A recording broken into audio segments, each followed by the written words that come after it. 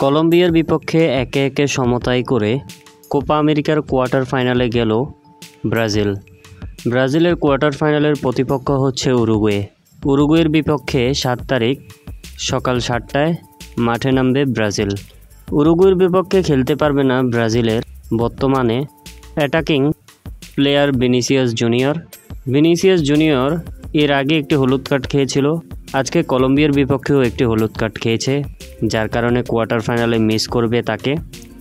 এবার কোয়ার্টার ফাইনালে না খেলার বিষয় নিয়ে কথা বলেছেন ভিনিসিয়াস জুনিয়র বলেন, কলম্বিয়ার বিপক্ষে ম্যাচটি আমরা মোটামুটি ভালো খেলেছি, তবে একটা বিষয় বলতে হয়, রেফারি আমাদের সাথে যা করেছে সেটা সত্যি কষ্টদায়ক। কেননা অনেকগুলো সিদ্ধান্ত আমাদের পক্ষে যাওয়ার কথা, সেগুলো আমাদের বিপক্ষে গিয়েছে। আমাকে যে হলুদ কার্ড দেখিয়েছে সেটাও কিন্তু অবৈধ। আমি মনে করি রেফারির কারণে আমরা আজকে জিততে পারিনি।